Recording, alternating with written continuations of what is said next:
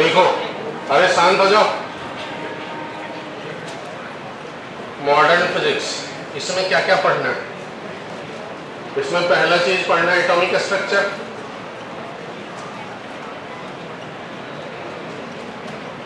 ये आप पढ़ चुके हो। दूसरा चीज पढ़ना है photo electric effect.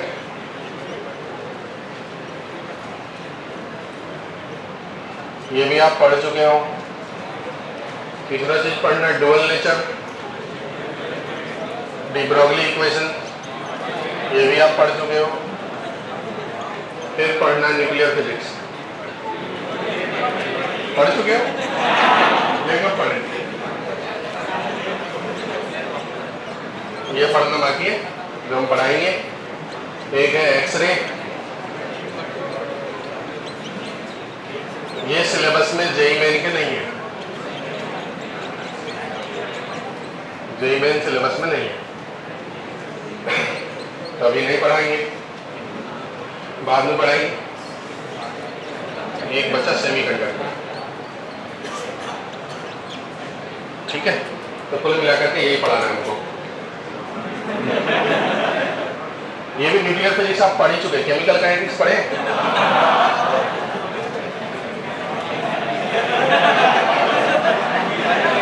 First order reaction, first order reaction पढ़े? हाँ, तो वही है न्यूक्लियर फिजिक्स, ठीक है। पूरा मॉडर्न फिजिक्स खत्म, टाटा बाय बाय। तो क्या पढ़ते हैं? सेमीकंडक्टर। क्या पढ़ेंगे? पढ़े हैं ना आप एटॉमिक स्ट्रक्चर? अच्छे से ही पढ़े, रिसेंट में पढ़े, 2-3 महीने पहले पढ़े होंगे ना।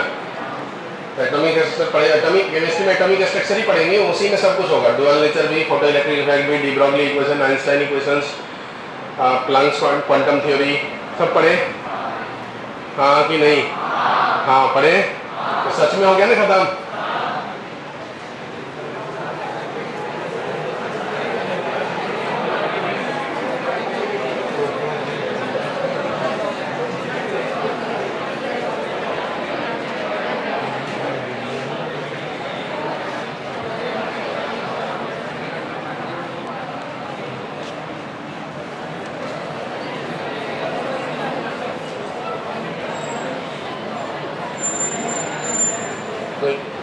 ये हफ्ते में हो जाएगा मॉडर्न खत्म।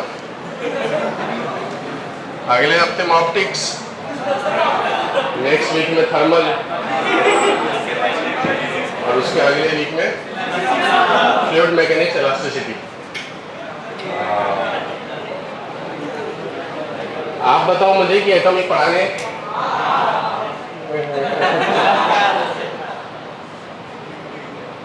एटॉमिक में क्या क्या पढ़ने में टॉपिक बताता हूँ। आप देखो, आपने नाम सुने हैं क्या? एक पढ़ना है रदरफोर्ड अल्फा स्कैटरिंग मॉडल, नाम सुने हैं? फिर पढ़ने बोर्स एटॉमिक मॉडल, नाम सुने हैं? हाइड्रोजन स्पेक्ट्रम, नाम सुने हैं? Lyman, Balmer, Pascal, Pfund, ये सब नाम सुन लिए, बराबर? वही पढ़ने हैं। फिर वो क्या, Rydberg equations, 1/λ equal to r into 1/n1 square rz square into 1 minus n1 square minus 1/n1 square minus 1/n2 square पढ़े हैं ना। तो ये सब एटॉमिक स्ट्रक्चर का पार्ट है। एनर्जी का डेरिवेशन, काइनेटिक एनर्जी का, पोटेंशियल एनर्जी का, वेलोसिटी का, रेडियस का, फ्रीक्वेंसी का, करंट का, चार्ज का, ये सब, मोमेंटम का, एंगुलर मोमेंटम का, ये सब के डेरिवेशन सब आते हैं रदरफोर्ड। उसके बाद ये हो गया वो Einstein photo electric effect. Photo electric effect में ऐसा है कि कोई भी मेटल के ऊपर जब फोटॉन्स आते हैं तो वो मेटल इलेक्ट्रॉन इजेक्ट करता है, और वो जो इलेक्ट्रॉन जो मोशन करता है, वो जो इफेक्ट है उसे कहते हैं हम लोग फोटो इलेक्ट्रिक इफेक्ट। इसमें आइंस्टाइन के 6-7 इक्वेशन है।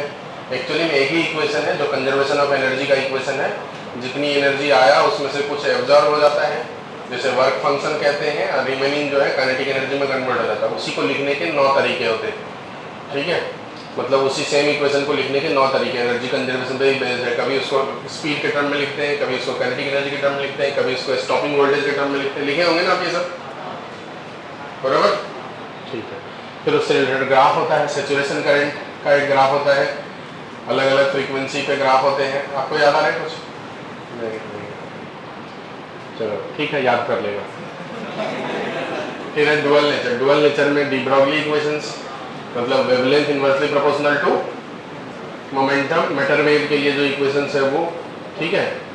और उसके बहुत सारे इक्वेशंस होते हैं, एक होता है काइनेटिक एनर्जी के साथ, एक होता है मोमेंटम के साथ, एक होता है वेलोसिटी के साथ, एक होता है एनर्जी के साथ, मतलब एक्सेलरेटिंग वोल्टेज के साथ, रूट अंडर 150/v। याद आ रहा है कुछ? Lambda equal to root 150/v, ऐसा पढ़े होंगे ना आप? आपने बनाए होंगे ना वो एन अवस्थी बनाए? एन अवस्थी की बुक नहीं बनाए क्या? कितने लोग बनाए एन अवस्थी की बुक? हाँ, तुमको पता होगा, उस पर सवाल है एन अवस्थी में। जो नहीं बनाया कोई बात नहीं, चिल करें। Nuclear physics first order reaction. First order reactions में जो होता है क्या होता है? इनफाइनाइट तक चलता है, बराबर। Time to time, half time का फॉर्मूला होता है ln2/λ या के मतलब कांस्टेंट, ठीक है। यहाँ उसे डी के कांस्टेंट कहते हैं। अब उसी के बेसिस पे बहुत बार टूटते रहता है, वो सब चीज़ें हमको यहाँ पढ़ना है। एक्सरे फोटो इलेक्ट्रिक इफेक्ट का उल्टा है, अभी बता देता हूँ। फोटो इलेक्ट्रिक इफेक्ट, फोटोन आया इलेक्ट्रॉन निकला, एक्सरे में इलेक्ट्रॉन आया फोटोन निकलेगा, ठीक है। ये हो गया एक्सरे, खत्म।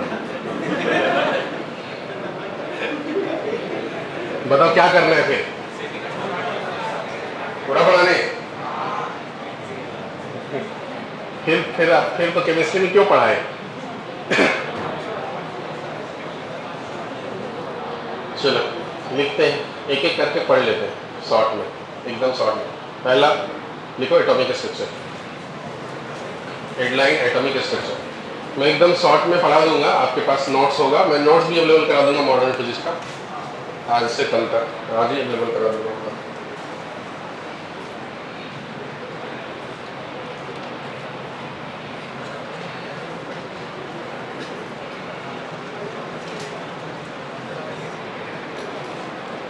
रदरफोर्ड नाम के एक प्राणी हुए, उन्होंने क्या किया था? उन्होंने बताया था कि किसी भी एटम के अंदर बहुत छोटे से पार्ट में, जिसे न्यूक्लियस कहते हैं, हाईली डेंस पॉजिटिव चार्ज होता है और उसके बाहर बहुत सारे स्पेस खाली होते हैं जिसमें इलेक्ट्रॉन ऑर्बिट में घूमते रहता है। ऐसा रदरफोर्ड ने बताया था। कैसे बताया था? तो उन्होंने अल्फा पार्टिकल का क्या कराया था? अटैक कराया था। तो उन्होंने देखा कि बहुत सारे अल्फा पार्टिकल बिना किसी डेविएशन के पास हो गए। इसका मतलब ये हुआ कि एटम के अंदर बहुत सारे खाली स्पेस होगा, इसलिए पास हो गए। फिर उन्होंने देखा उसमें से कुछ डेविएट हो गए अपने ट्रैक से, कुछ अल्फा पार्टिकल डेविएट हो गए, ठीक है। तो जो डेविएट हो गया, इसमें डेविएशन पैरामीटर निकलता है, इसका फॉर्मूला भी आप पढ़े होंगे, ठीक। नहीं पढ़े होंगे तो कोई बात नहीं, पढ़ लेना। फिर अल्फा पार्टिकल जो डायरेक्ट जाके हिट करता है, वो टकराने से पहले ही एक जगह से वापस आ जाता है। ये जो डिस्टेंस है, इसे डिस्टेंस ऑफ क्लोजेस्ट अप्रोच कहते हैं, ये पढ़े होंगे ना। क्लोजेस्ट अप्रोच डिस्टेंस कहते हैं, एनर्जी कंजर्वेशन से निकालते हैं। शुरुआत की काइनेटिक पोटेंशियल लिखते हैं और वहाँ की काइनेटिक पोटेंशियल लिखते हैं, जो चार्ज का काइनेटिक पोटेंशियल होता है, क्योंकि न्यूक्लियस पे जो चार्ज होता है वो जेड ही होता है। जेड मतलब एटॉमिक नंबर, ई का मतलब चार्ज ऑफ इलेक्ट्रॉन, ठीक है। इतना पॉजिटिव नंबर में चार्ज होता है, और अल्फा पे भी पॉजिटिव चार्ज होता है, 2 चार्ज के बराबर 2e चार्ज होता है, ठीक है। तो जहाँ पर क्लोजेस्ट अप्रोच होगा वहाँ पर अल्फा थोड़ी देर के लिए रेस्ट में आएगा, वापस अपनी डायरेक्शन में रिपेल होकर के पीछे की तरफ आएगा, रिट्रैक होगा। तो बहुत सारे अल्फा में से कुछ ही अल्फा ऐसे होते हैं, मतलब लाखों में एक आधा ऐसा होता है जो इस नसीब को प्राप्त करता है कि वो डायरेक्ट जाके हिट करता है और अपने ट्रैक को रिट्रैक कर लेता है, मतलब वापस अपनी जगह पर आता है। ये एक प्रकार का कोलिजन है, बिना फिजिकल कनेक्शन के होने वाला कोलिजन है ये। कोलिजन में जनरली ऑब्जेक्ट एक दूसरे के साथ कांटेक्ट में आता है, लेकिन ये वाला कोलिजन ऐसा है जिसमें ऑब्जेक्ट एक दूसरे के साथ कांटेक्ट में नहीं आते। अल्फा और न्यूक्लियस टकराते हैं, लेकिन दोनों एक दूसरे के साथ फिजिकली कांटेक्ट में नहीं रहते। तो यहीं से ये बात समझ में आया कि कोलिजन जो है दोनों सिचुएशन में हो सकते हैं, विथ फिजिकल कनेक्शन भी हो सकता है और विदाउट फिजिकल कनेक्शन भी हो सकता है। मतलब आंखों से कोलिजन नहीं होता रोड पे जब चलते हैं तो वो वाले कोलिजन जो है बिना फिजिकल कनेक्शन के कोलिजन है, बराबर है। तो ये हुआ कोलिजन, इसमें हम डिस्टेंस ऑफ क्लोजेस्ट अप्रोच निकालते हैं। ये न्यूटन, सॉरी रदरफोर्ड ने बताया कि इलेक्ट्रॉन जो चारों तरफ घूमते रहता है, सभी बातें उसकी सही थी कि खाली स्पेस है, हाईली डेंस पॉजिटिव चार्ज है न्यूक्लियस में, ये बात भी सही थी। बस उसका गलत ये हो गया कि वो उससे पूछा गया कि हमेशा ऐसा देखा गया कि एटम से कभी कभी कांस्टेंट इंटरवल ऑफ टाइम पे कभी कभी उसमें से एनर्जी रेडिएट होकर के बाहर आती है।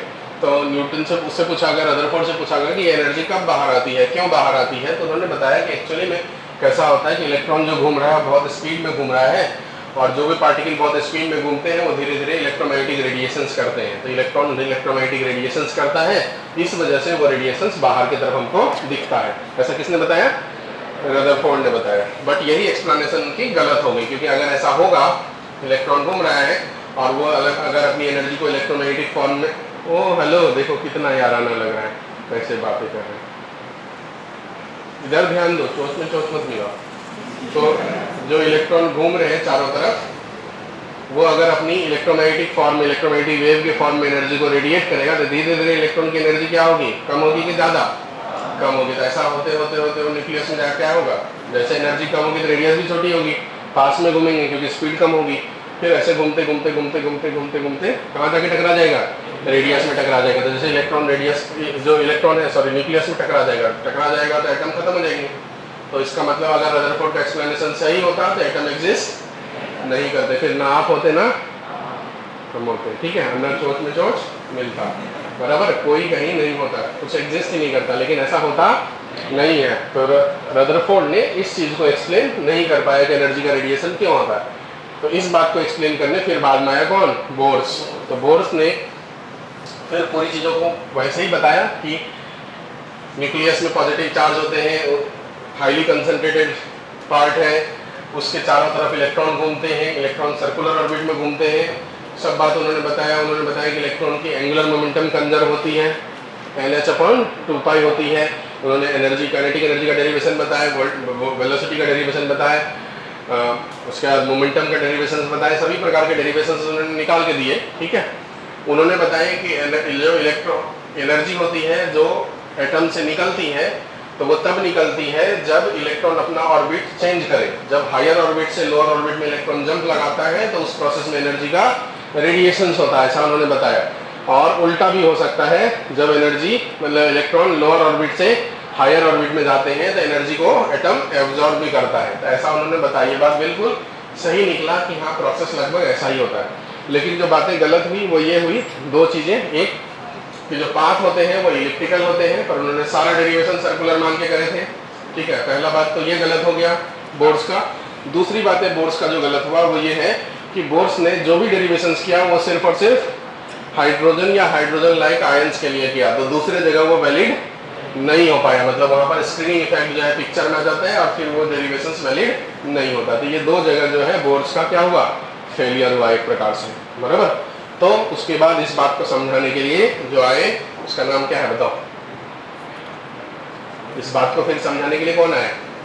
पढ़े होंगे आप सब, बहुत लंबा चौड़ा डेरिवेशन तो होंगे, पढ़े होंगे। स्क्रोडिंजर वेव इक्वेशन पढ़े? स्क्रोडिंजर वेव इक्वेशन कुछ याद है? वेव फंक्शन से आए, पोजीशन के रिस्पेक्ट में बहुत सारे ग्राफ भी पढ़े होंगे आप, आपको कुछ याद नहीं होगा, याद है? हाँ, जिनको याद होगा, नहीं होगा तो कॉपी पढ़ना तो ध्यान आ जाएगा। तो स्क्रोडिंजर ने फिर समझाए, पूरे वेव नेचर को एक्सप्लेन किया और वेव नेचर को एक्सप्लेन करके इक्वेशन दिए, फिर सब कुछ का डेरिवेशन उन्होंने प्रॉपरली दिए, जो कि आपने पढ़े होंगे। तो ये हुआ रदरफोर्ड का मॉडल। अब इसमें एक चीज़ और पढ़े होंगे, बताओ डेंसिटी ऑफ न्यूक्लियस क्या होता है? याद है किसी को? डेंसिटी ऑफ न्यूक्लियस बोलो साहब, आप बोलो, आप बोलो सर, आप बोलो सर। न्यूक्लियस की डेंसिटी अच्छा कांस्टेंट होती है कि वेरिएबल होती है, यही बता दो। पढ़े होंगे ना? ऐसा थोड़ी कि नहीं पढ़े होंगे। ऐसा है कि radius of atom, radius of nucleus जो है वो प्रोपोर्शनल टू होता है मास नंबर पावर 1/3। ये पढ़े? Radius of nucleus proportional to होता है मास नंबर पे पावर 1/3। ये मतलब मास नंबर, प्रोपोर्शनलिटी हटाते थे कांस्टेंट आता है r equal to R naught A पे पावर 1/3। ये न्यूक्लियस का रेडियस है, रेडियस ऑफ न्यूक्लियस है। न्यूक्लियस की जो रेडियस होती है वो एटम की जो रेडियस होती है उससे लगभग 1 लाख गुना कम होता है। ये तो पढ़े होंगे आप, size of nucleus, size of atom, बराबर। एटम का जो साइज होता है मतलब रेडियस होता है वो 10 टू द पावर -15 के ऑर्डर में होता है, और न्यूक्लियस का होता है 10 टू द पावर -10 के ऑर्डर में। मैं मीटर की बात कर रहा हूँ, सेंटीमीटर में यही डेटा 10 टू द पावर -13 होते हैं एटम का, और 10 टू द पावर -8 होते हैं न्यूक्लियस का। आप लोग कभी पढ़ते नहीं क्या? ऐसे कैसे कैसे कैसे करेंगे भाई? ये सब भी वो यूनिवर्सिटी में लिखा हुआ है, शॉर्ट में जो पेज रहता है सामने वहाँ पर लिखा हुआ है, अभी तो पढ़ लिया करो, सवाल भी है इसमें। तो r equal to R naught हो गया, ए पे पावर 1/3। आर नॉट की वैल्यू 1.2 फर्मी होती है। फर्मी मतलब 10 टू द पावर -15 मीटर, इतना होता है। अगर डेंसिटी ऑफ न्यूक्लियस निकालना है,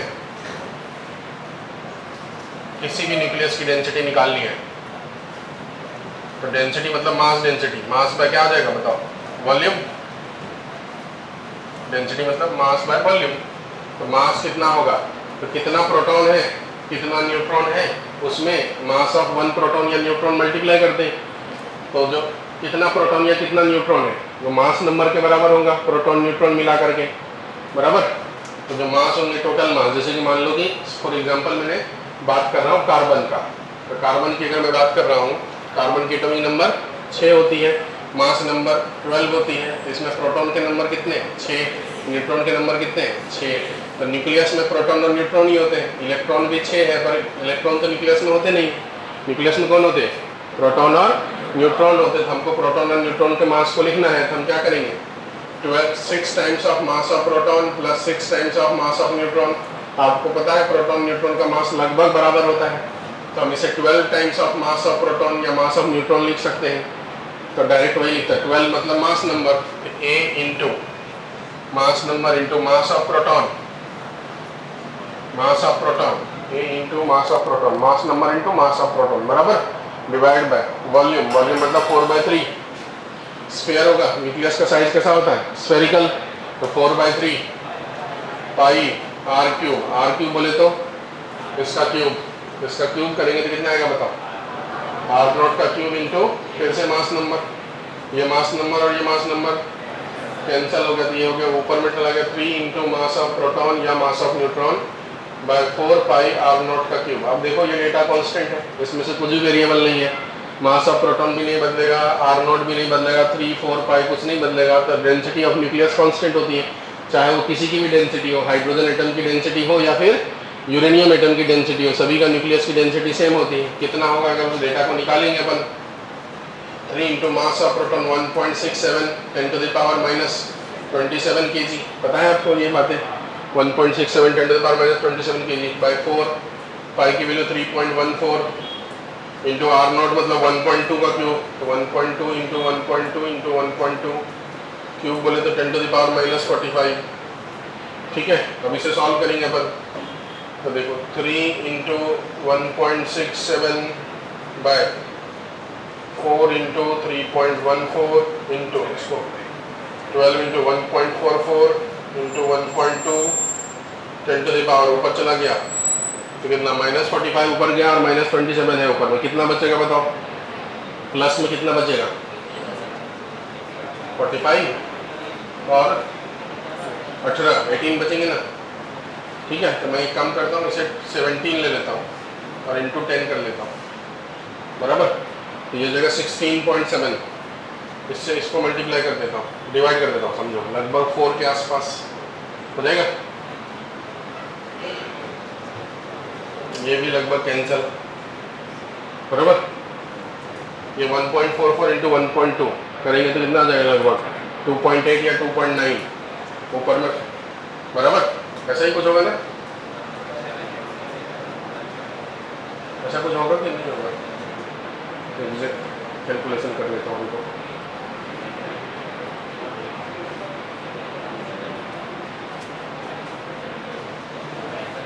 थ्री इंटू 1.67 ये ऊपर वाला हो गया 5.01 बाय 4 इंटू 3.14 इंटू 1.44 इंटू 1.2, ये हो गया 21.70 into 10, 50.1 divide by 21, 2.38, 10 to the power 17।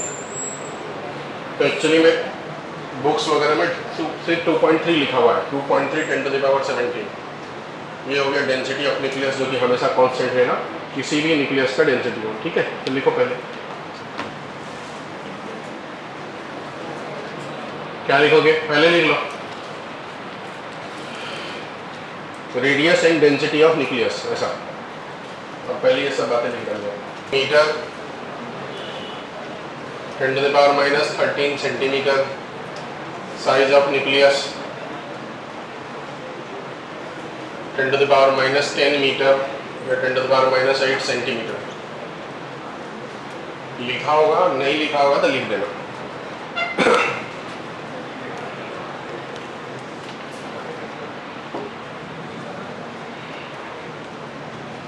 ये जो डिस्टेंस ऑफ क्लोजेस्ट अप्रोच है, इसके भी फॉर्मूले लिखना है अगर हो वैसे लिख सकते हो। मान लो कि इस वक्त इसकी वेलोसिटी v है, तो ये पहले दूर में रहेगा इनफाइनाइट पे, तो potential energy 0, kinetic energy half mv²। Nucleus की डेंसिटी मैंने गड़बड़ किया क्या, उल्टा लिख दिया। हाँ, इसे कर देता हूँ न्यूक्लियस, इसे कर देता हूँ एटम। अभी ठीक है ना, मैंने उल्टा लिख दिया बराबर। Atom 10 to the power 5 times बड़े होते हैं, 1 लाख गुना बड़ा होता है न्यूक्लियस से। देखो डिस्टेंस ऑफ क्लोजेस्ट अप्रोच जब निकालने की बात है तो कैसे निकालेंगे। ये अल्फा बहुत दूर से मान लीजिए दिया गया था, इनफाइनाइट मानेंगे, उस वक्त चार्ज की वजह से पोटेंशियल एनर्जी 0 जो होगी काइनेटिक एनर्जी होगी। जब ये क्लोजेस्ट अप्रोच पर रहेगा तब उसकी काइनेटिक एनर्जी 0, तब जो लिखना है पोटेंशियल एनर्जी लिखना है। पोटेंशियल एनर्जी k मतलब 9 × 10 to the power 9 Q1, alpha का चार्ज 2e इंटू एटम का चार्ज न्यूक्लियस का charge Ze, k Q1 Q2 by r। यही है डिस्टेंस ऑफ क्लोजेस्ट अप्रोच। इसको सॉल्व करो, यह है क्लोजेस्ट अप्रोच, बस बन जाता है।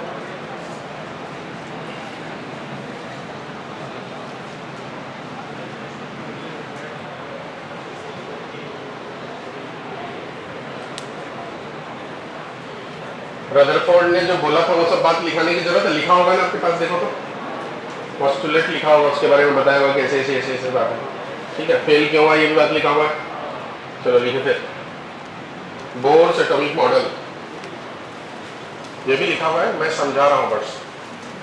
बोर्स एटॉमिक मॉडल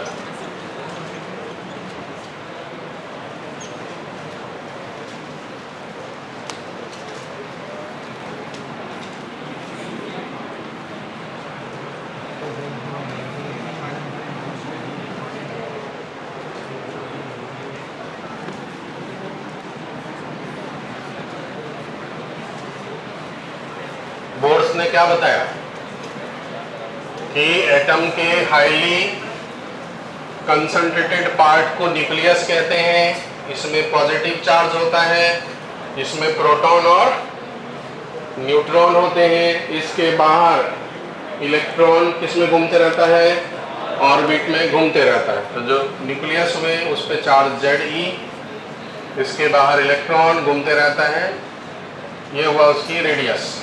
ये जिस वेलोसिटी से घूम रहा है वो होगा v, Vn orbit number Rn। ठीक है, तो सभी इलेक्ट्रॉन का जो एंगुलर मोमेंटम होता है वो कंजर्व होता है, और उसके बारे में उन्होंने बताया हर ऑर्बिट का एंगुलर मोमेंटम कंजर्व होता है। उन्होंने बताया angular momentum m × v × r की वैल्यू n × h/2π, ऐसा बताया था। एक इक्वेशन तो ये हो गया। ठीक है, दूसरा इक्वेशन निकालते हैं सेंट्रीपिटल फोर्स लगा करके। तो जो सेंट्रीपिटल फोर्स है, इस पे पॉजिटिव चार्ज है, इस पे नेगेटिव चार्ज है, तो फोर्स ऑफ अट्रैक्शन जो होगा वो टुवर्ड सेंटर रहने वाला है, और वही जो टुवर्ड सेंटर रहने वाला फोर्स है वो एक्चुअली में सेंट्रीपिटल फोर्स के बराबर होगा। जो इलेक्ट्रोस्टैटिक फोर्स है वो सेंट्रीपिटल फोर्स के बराबर होगा, तो इलेक्ट्रोस्टैटिक फोर्स हो जाएगा के मतलब 1/4 पाई एप्सिलॉन नॉट। डेटा रखते हैं। अभी आप ध्यान दो, आपको डिराइव करने की जरूरत नहीं, ऑलरेडी डिराइव किया हुआ होगा, ठीक है, तो आपको लिखने की भी जरूरत नहीं पड़ेगी, बस ध्यान दो, मैं कर देता हूँ बस।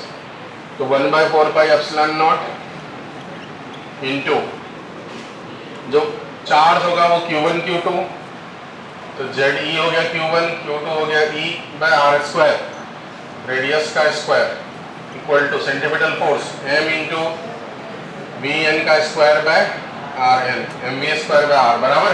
तो यहाँ से एक r और एक r कैंसिल हो जाता है, ठीक है, तो यहाँ से रिलेशन होगा, देखो ZE²/4 पाई एप्सिलॉन नॉट। ध्यान दो भाई, बातें मत करो, ये r यहाँ आके मल्टीप्लाई होगा, तो m into Vn into Rn into V का स्क्वायर है, तो 2 बार V लिख दिया मैंने। अब ये हमको पता है, उन्होंने बताया था कि ये कंजर्व होता है, इसकी वैल्यू कितनी, NH/2 पाई, ये हो गया ZE²/4 pi epsilon naught equal to, इसके जगह पे रख देंगे क्या, n into H/2 pi into velocity n। अब इसका इसके वजह से ये निकल जाएगा, हमको क्या निकलेगा, देखो यहाँ से 4 पाई, यहाँ से 2 पाई कैंसिल हो जाएगा, इस जगह क्या बच जाएगा, 2 बचेगा ना, n से आके यहाँ क्या हो जाएगा, डिवाइड होगा, s से भी आके क्या होगा, डिवाइड होगा, तो वेलोसिटी जो होगा उसकी वैल्यू हो जाएगी कितनी, ऊपर में ZE² बाय नीचे में 2 epsilon not n into 2 epsilon not h, h मतलब प्लैंक्स कांस्टेंट, h का मतलब 6.625 10⁻⁻34 जूल इंटू सेकेंड, ये होता है ना, h का मतलब प्लैंक्स कांस्टेंट इंटू क्या n। इस सब इसमें सभी डेटा कांस्टेंट है या नहीं, Z मतलब जो भी एटम है उसका एटॉमिक नंबर कांस्टेंट होगा, चार्ज ऑफ इलेक्ट्रॉन कांस्टेंट है, 2 कांस्टेंट है, एप्सिलॉन नॉट कांस्टेंट है, H कांस्टेंट है, सिर्फ ऑर्बिट नंबर के हिसाब से n बदलता चला जाएगा। तो जो वेलोसिटी का रिलेशन आया ऑर्बिट नंबर के साथ वो n का, और एटम के साथ, एटॉमिक नंबर के साथ Z का, ऐसा रिलेशन ये पढ़े होंगे ना, directly proportional to Z, inversely proportional to n। जब डेटा रख के देखेंगे, हाइड्रोजन एटम के लिए अगर मैं बात करूं, 4 हाइड्रोजन अगर मैं बात कर लूं, 4 हाइड्रोजन एटम, तो Z के जगह पे क्या रख दूंगा, 1। और अगर फर्स्ट ऑर्बिट के लिए बात करूं, फर्स्ट ऑर्बिट के लिए बात करूं तो n के जगह भी रख दूंगा 1। तो इसमें Z की जगह 1, n की जगह 1 जब सब रखेंगे तो इसका कैलकुलेशन करके आता है 2.18 10⁻⁶। तो जो वेलोसिटी होता है वो होता है 2.18 10⁻⁶, जैसे 2.2 भी लेते हैं, 2.2 10⁻⁶ मीटर पर सेकेंड। अब इसी में अगर Z और n की जगह 1 नहीं रखो तो Z की जगह जो होगा वो रखेंगे, n की जगह जो रहेगा वो रखेंगे। ये हो गया वेलोसिटी का डेरिवेशंस। इतनी बात समझ गए, है ऐसा किया हुआ कि नहीं है, ठीक है, ये हुआ वेलोसिटी का रिलेशन। अब रेडियस का रिलेशन निकालते हैं, तब इसी से निकालते, देखो रेडियस का रिलेशन, mvr इक्वल टू क्या है, NH/2 पाई। आप लिखना मत क्योंकि सबको पास लिखा हुआ है, अगर आप पहले कॉपी लिखे होंगे तो आपके पास होगा, नहीं लिखे होंगे तो कोई बात नहीं। mvr equal to n into h/2 pi है, यहाँ से हमको r निकालना है, n into h/2 pi into m into क्या लिखना है, v के टर्म में ये जगह ये वैल्यू रख देना। तो जैसे हमने v की जगह ये रखेंगे, देखो NH/2 पाई, m का मतलब, m किसका मास है, मास ऑफ इलेक्ट्रॉन। ऑर्बिट में कौन घूम रहा है, इलेक्ट्रॉन ना, तो मास उसी का है, मास ऑफ इलेक्ट्रॉन। अब हमको v की जगह ये टर्म रखना, देखो नीचे में क्या रखना चाहिए, z इंटू E², नीचे हो जाएगा और ये पूरा टर्म ऊपर चला जाएगा, 2 into epsilon not h into n। तो देखो रेडियस के फॉर्मूले में ये n 2 बार आया, तो उसे लिख देता हूँ n², नीचे में z एक बार आया, तो लिख देता हूँ z, ठीक है। बाकी जो टर्म ऊपर में आया, ये 2 और 2 कैंसिल, तो epsilon naught into h² by pi into m बराबर, ये वैल्यू इंटू E², बराबर है ना। ये वैल्यू भी कांस्टेंट रहेगी, इसमें सब टर्म जो है कांस्टेंट है। इसको सॉल्व करते, डेटा रखते थे, कितना आता है बताओ, पॉइंट, रेडियस का रिलेशन बताओ कितना आता है, बताओ 0.529 एंगस्ट्रॉम बराबर 0.529 या 53 बोल देते ना, angstrom into N square by Z. यही होता है कि कुछ और होता है? यही होता है। ये हुआ रेडियस का रिलेशन। अब हमको काइनेटिक एनर्जी लिखना है या पोटेंशियल एनर्जी लिखना है, तो पहले मैं काइनेटिक लिख लेता हूँ। देखो काइनेटिक एनर्जी का डेरिवेशंस लिखेंगे, आपको लिखने की जरूरत नहीं, आप ध्यान दो बस। काइनेटिक एनर्जी लिखेंगे तो काइनेटिक एनर्जी क्या लिखेंगे बताओ, हाफ एम वी स्क्वायर, तो half into mass of electron into V का स्क्वायर, मतलब इसका स्क्वायर, इसका स्क्वायर करेंगे, ये वाला टर्म यहाँ पर है, इसका स्क्वायर कर देते हैं। देखो इसका स्क्वायर करेंगे तो जेड स्क्वायर इंटू ई पे पावर क्या हो जाएगा 4, तो जेड स्क्वायर ई पे पावर 4 बाय 2 का square 4 epsilon naught square H square N square. जैसे हम लोग यहाँ से देखें ऊपर में m इंटू ई पे पावर 4 बाय 4 टू जाए 8 एप्सिलॉन नॉट का स्क्वायर एच स्क्वायर, यहाँ हो जाएगा जेड बाय एन का होल स्क्वायर। इसकी वैल्यू जब सॉल्व करते तो कितना आ जाए बताओ, 13.6 प्लस में कि माइनस में, पहले प्लस में, काइनेटिक एनर्जी है ना, plus 13.6 electron volt. 1 electron volt का मतलब 1 इलेक्ट्रॉन वोल्ट का मतलब 1.6 10 to the power minus 19 joule. ठीक है, कितना electron volt into Z by N का स्क्वायर, ये काइनेटिक एनर्जी का रिलेशन। जब हम पोटेंशियल एनर्जी लिखने जाएंगे तो पोटेंशियल एनर्जी का फॉर्मूला क्या होता है, पोटेंशियल एनर्जी का फॉर्मूला है के Q1 Q2 बाय आर, तो के मतलब 1 bye 4 pi epsilon not, Q1 मतलब ZE प्लस में और Q2 मतलब माइनस ई।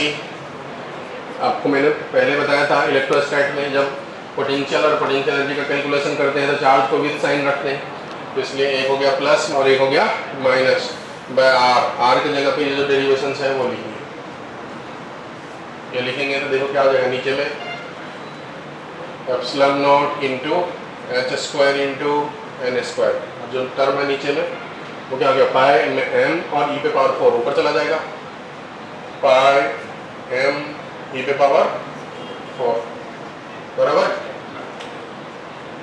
यहाँ पर ई है। तो देखो पोटेंशियल एनर्जी का फॉर्मूला क्या हो जाएगा, कुछ गड़बड़ क्या है, ई स्क्वायर जाएगा ना, ई स्क्वायर होगा तो ऊपर में कितना जाएगा बताओ, जेड, एक जेड भी होगा वहाँ नीचे में, तो वहाँ पर जेड बाय एन का स्क्वायर बाहर कर लेता हूँ, फिर क्या बचेगा ऊपर में देखो ध्यान से, पाई कैंसिल हो जाएगा, कौन बचेगा ऊपर में, एम बचेगा, हाँ एम बचेगा ई पे पावर बाय नीचे में और epsilon not 2 bar square into H square. अब ये टर्म में देखो ध्यान से, इसको ये वैल्यू और ये वैल्यू को देखो, ये जो है उसका डबल है, 2 गुना है ना, और यहाँ सामने माइनस बराबर, 2 गुना है ना, इसमें 2 से मल्टीप्लाई करेंगे इंटू 2 करेंगे तो याद आएगा। तो इसका मतलब अगर इसकी वैल्यू प्लस 13.6 हुआ तो इसकी वैल्यू माइनस उसका double, potential energy minus 27 point कितना हो जाएगा, 13.6 का double 0.2 into Z by N का स्क्वायर इलेक्ट्रॉन वोल्ट। ये भी डेरिवेशन की गई होगी। और टोटल एनर्जी की बात करेंगे तो हो जाएगा kinetic energy plus potential energy, तो प्लस 13.6 और माइनस 27.2 ऐड करेंगे तो फिर माइनस मिल जाएगा कि प्लस मिलेगा, तो टोटल एनर्जी जो है हो जाएगा माइनस 13.6 इलेक्ट्रॉन वोल्ट, जो आपको याद है, इंटू जेड बाय एन का होल स्क्वायर। ये हो गया टोटल एनर्जी की वैल्यू बराबर हो गया। देखिए देखो यहाँ पर डेरिवेशन आता फ्रीक्वेंसी का, टाइम पीरियड का, लीनियर मोमेंटम का, उसकी बात करते हैं। देखो अगर मैं टाइम पीरियड की बात करूँ, सभी बंदों ध्यान से देखो, टाइम पीरियड की बात करूँ तो टोटल डिस्टेंस जो ट्रेवल करेगा 2 पाई आर, जिस स्पीड से करेगा वो v बराबर, तो 2 पाई आर बाई वी, इसमें रिलेशन काम आते हैं, मतलब n और z का क्या रिलेशन है वही काम आते हैं। अब देखो time period directly proportional to R है, इनवर्सली प्रोपोर्शनल टू v है, तो v के जगह पे z बाय n, मतलब प्रोपोर्शनलिटी में लिखेंगे हम यहाँ पर z बाय n v के जगह पे, और r के जगह पे क्या लिखेंगे देखो n स्क्वायर बाय z, तो n स्क्वायर बाय z। तो इसे सॉल्व करेंगे तो t प्रोपोर्शनल टू क्या होगा, देखो n square by z into n by z क्या हो जाएगा बताओ, n cube by z square. ये टाइम पीरियड का हो गया। तो फ्रीक्वेंसी का इसका उल्टा z square by n cube. ये रिलेशन सब भी इम्पोर्टेंट है, अगर आपकी कॉपी में है तो ओके, नहीं है तो लिख लेना, ठीक है। साथ में ये रेशियो वगैरह में पूछे जाते हैं, आपके पास है लिखा हुआ तो ठीक, नहीं तो जैसे total energy by potential energy का रेशियो बोलेगा तो total energy minus 13.6, potential energy minus 27, तो डिवाइड बाय रेशियो हो गया 1/2 का। उसी का ratio potential energy by total energy बोलेगा तो रेशियो हो जाएगा 2 का, ठीक है। फिर काइनेटिक और पोटेंशियल का रेशियो पूछा जाता है, काइनेटिक और पोटेंशियल का। तो काइनेटिक और पोटेंशियल का रेशियो करेंगे तो -1/2 हो जाएगा। उसी तरीके से पोटेंशियल और काइनेटिक का -2 हो जाता है।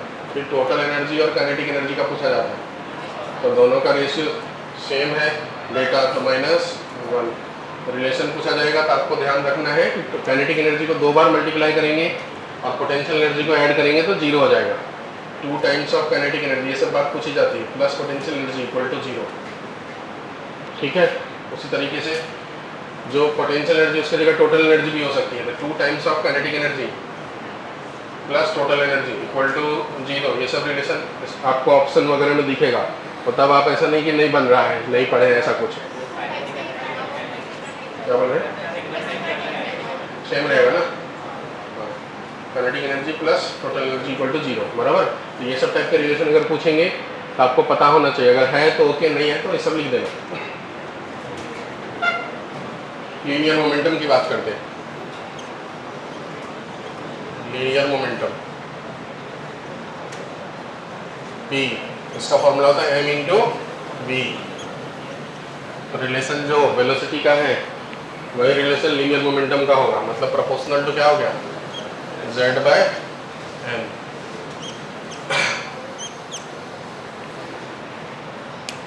चलो हटाऊं मैं इसे,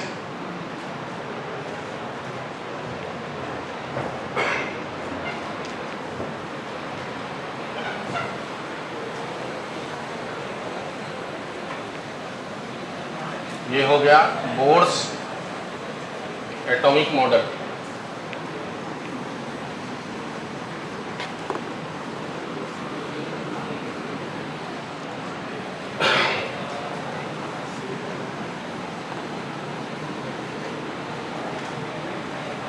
एक ऑर्बिट से दूसरे ऑर्बिट में, इसके बेसिस पे ये डेटा पता होना चाहिए। देखो न्यूक्लियस है, ये पहली ऑर्बिट, दूसरी ऑर्बिट, तीसरी ऑर्बिट, चौथी ऑर्बिट। ध्यान दो, ये फर्स्ट है, ये सेकंड है, ये थर्ड है, ये फोर्थ है। इसकी जो एनर्जी है पहले वाले की -13.6 इलेक्ट्रॉन वोल्ट, दूसरे वाले का निकालेंगे तो इनकी जगह 2 रखेंगे तो डिवाइड बाय 4 हो जाएगा। तो 13.6/4 -3.14 इलेक्ट्रॉन वोल्ट। ये डेटा सब पता होना चाहिए, एकदम याद होना चाहिए कैलकुलेशन फास्ट करने के लिए। नहीं है तो लिखना आप। ये तीसरे वाले में n की जगह 3 रखेंगे, 3 का स्क्वायर 9, 13.6 में 9 से डिवाइड करेंगे तो 1.51 होता है, -1.51 इलेक्ट्रॉन वोल्ट। चौथे नंबर तक का याद रखना। 4 का स्क्वायर 16, 13.6 से डिवाइड करेंगे तो -0.85 इलेक्ट्रॉन वोल्ट होता है। ये डेटा तो पता ही होना चाहिए, साथ में ये डिफरेंस भी याद रहना चाहिए चीज़ों को फास्ट रखने के। ये वाला डिफरेंस अगर निकालोगे, मैं इधर लिख देता हूँ, ये वाला दोनों का डिफरेंस निकालोगे 13.6 और 3.14 में, तो कितना आएगा डिफरेंस, 10.2 इलेक्ट्रॉन वोल्ट का। क्या 3.4, 14 में 3.4, ठीक है। पहले और दूसरे में -1.51 और 13.6 के बीच का डिफरेंस निकालेंगे तो ये कितना आएगा बताओ, 12.1 का आता है इलेक्ट्रॉन वोल्ट का डिफरेंस। ये सब कैलकुलेशन करने में फास्ट आएगा। इसमें और इसमें ज़रूरत पड़ेगी, -0.85 और 13.6 में डिफरेंस कितने का है बताओ, 13.6, 0.25 कम होगा, 12.75। इतने इलेक्ट्रॉन वोल्ट का डिफरेंस है। पहले दूसरे में, पहले तीसरे में, पहले चौथे में डिफरेंस पता होना चाहिए एकदम, ये फास्ट करने के लिए। क्या कब जरूरत पड़ती है, वेवलेंथ निकालने में। आपने पढ़े होंगे फॉर्मूला 1240, एक्चुअली 1242 होता है, पर शॉर्ट में कैलकुलेशन करने के लिए क्या करते हैं हम लोग, 1240 by delta E electron volt में एनर्जी को लिखते हैं तो लैम्डा नैनोमीटर में आ जाता है। पढ़े हैं ना आप ये? तो जैसे बोला कि लेमन सीरीज का पहला लाइन बताओ, तो लेमन सीरीज मतलब कहीं से भी फर्स्ट में आए, ठीक है? तो कहीं से भी फर्स्ट में आए तो पहला लाइन मतलब सेकेंड से फर्स्ट में आएगा, तो ये गैप रखेंगे। देखो 1240 बाई 10.2 जब डिवाइड करोगे तो आएगा 121 नैनोमीटर। याद है आपको? First line, last line, lemon का, बाल्मर का, पास्टन का, रेंज बताओ कौन से रहते विजिबल रेंज में? कौन रहते विजिबल रेंज में? बाल्मर, ठीक है। और लेमन यूवी रेंज में, ठीक है। और पास्टन इंफ्रा रेंज में, ठीक है। ये सब बातें पूछी जाती है, कभी सवाल बनाए तो होगा ना। तो सब चीज़ों को फास्ट रखने के लिए आपके पास ये सब डेटा होना चाहिए अच्छे से। अगर लिखना हो तो लिख सकते हैं। तो रेडबर्ग इक्वेशंस, इसी बात को निकालने का दूसरा तरीका, lambda 1 by lambda equal to R into Z square into 1 by n1 square minus 1 by n2 square. ध्यान रहे n1 इसमें से छोटा नंबर है और n2 जो है वो नहीं, n1 बड़ा है कि n2 बड़ा नंबर। हाँ, कन्फ्यूजन नहीं हो, n1 छोटा नंबर और n2 बड़ा नंबर है, वो रखेंगे।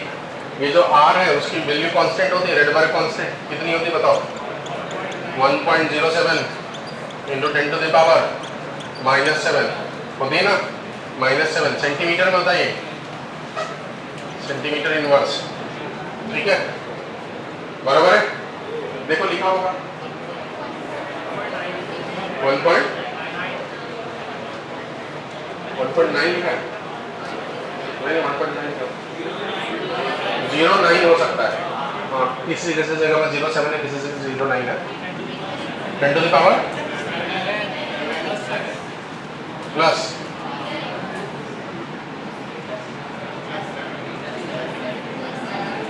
+7 है। हाँ +7 बराबर, मीटर इनवर्स।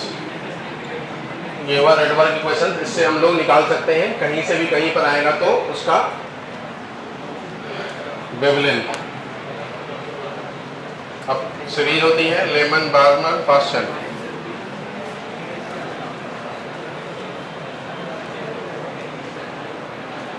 देखो n equal to 1, n equal to 2, n equal to 3।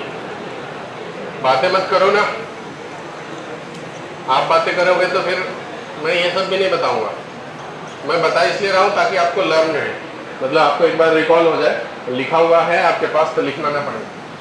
कहीं से भी पहले में आए उसे कहते हैं कौन सा सीरीज? Lyman series. कहीं से भी पहले में, ठीक है? तो इसमें एनर्जी गैप सबसे ज़्यादा तो लैम्डा मिनिमम होगा इसके करस्पॉन्डिंग, और इसमें एनर्जी गैप सबसे कम तो लैम्डा मैक्सिमम होगा इसके करस्पॉन्डिंग। कैलकुलेट करोगे तो अराउंड 91.6 नैनोमीटर और यह था 121 नैनोमीटर के बीच में यूवी रेडिएशंस, ठीक है? फिर उसके बाद कहीं से भी सेकेंड में आए उसे क्या कहते हैं? बाल्मर। ये हो गया लेमन, ये हो गया बाल्मर, ऐसे करके ये वाला हो गया पास्टन, ये वाला हो जाएगा ब्रैकेट, और ये वाला हो जाएगा पी फंड। बराबर है? ये सब बात आप ऑलरेडी समझ गए। नंबर ऑफ स्पेक्ट्रल लाइन के फॉर्मूले होते हैं, क्या होते हैं फॉर्मूले बताओ? कितने लाइन लिख लेंगे? Number of spectral line,